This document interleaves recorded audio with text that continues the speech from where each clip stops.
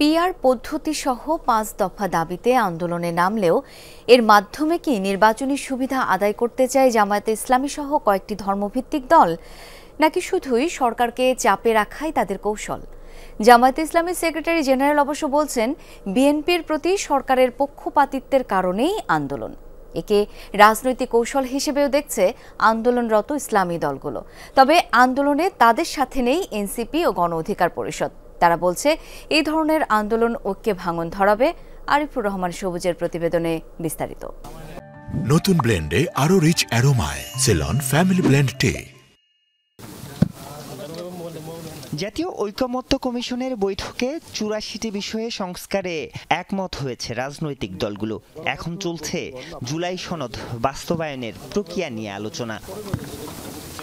এর মাঝেই জুলাই সনদের বাস্তবায়ন, পিআর পদ্ধতিতে নির্বাচন, গণহত্যার বিচার সহ ৫ দফা দাবিতে আন্দোলনে জামায়াতে ইসলাম, ইসলামী আন্দোলন, খেলাফত মজলিস সহ ৪ ইসলামী দল। এখানে সাধারণ মানুষ ভোট দিতে পারবে না, এটাই হলো বাস্তবতা। সনদ নিয়ে আলোচনার মাঝেই কেন এই আন্দোলন?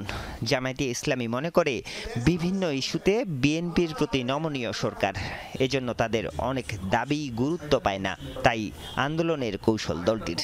তবে একে আসন ভাগাভাগি বা নির্বাচনে সুবিধা নেয়ার কৌশল বলতে নারাজ জামায়াত সেক্রেটারির। যে চাপ আমরা কমিশনের উপরে একটা বিশেষ দল থেকে দেখতে পাচ্ছি, তাতে আমরা আবার হতাশ হচ্ছি। এই জন্য আমরা আমাদের দাবিটা জনগণকে জানাচ্ছি, জনগণ সচেতন হোক, সরকারের কানে যাক। আন্দোলন তো এই কারণেই, প্রত্যেকের অধিকার আছে না পার্লামেন্টে যাওয়ার। নিবন্ধিত দল ইলেকশন করবে, তা ভাগাভাগি বলবেন কেন? জনগণ ভোট দিলে সে যাবে, না দিলে যাবে না। এই জন্য এই কথা যারা বলে আমাদের এই পিআরের আন্দোলনকে একটু চাপায় রাখতে চান, তাদের জন্য আমার এই কাউন্টার কথাটা থাকলো। জামায়াতে ইসলাম এবং খেলাফত মজলিসের দাবি ৫ দফার সাথে একাত্ম ৮টি রাজনৈতিক দল। ধাপে ধাপে আন্দোলনে যোগ দিবে তারাও। কেউ কনফিউশন আছে, কেউ মনে করে পরে যাওয়া উচিত, আর কেউ মনে আগে করা উচিত। তা আমরা আগে করার পক্ষপাতী। যারা এর সঙ্গে একমত তারা আন্দোলনে অংশ নিচ্ছেন বা নেবেন। তবে ৮টি দলের মধ্যে জাতীয় নাগরিক পার্টি, গণ অধিকার পরিষদের নাম আসলেও ঘোষিত আন্দোলন কর্মসূচির সাথে নেই তারা।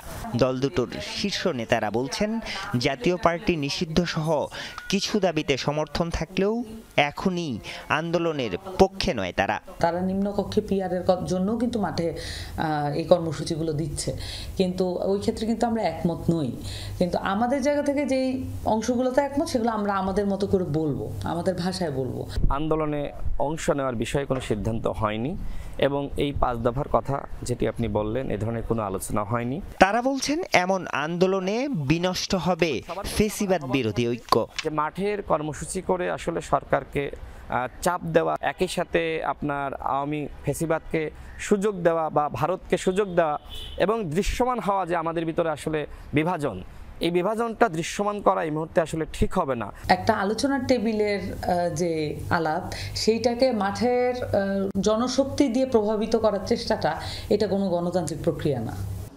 এর মধ্যেই জুলাই সনদ বাস্তবায়নে নতুন করে গণভোট ও সংবিধান আদেশ জারির পদ্ধতি বুধবারের আলোচনায় প্রস্তাব করেছে ঐকমত্য কমিশন। আরিফুর রহমান সবুজ, যমুনা নিউজ, ঢাকা।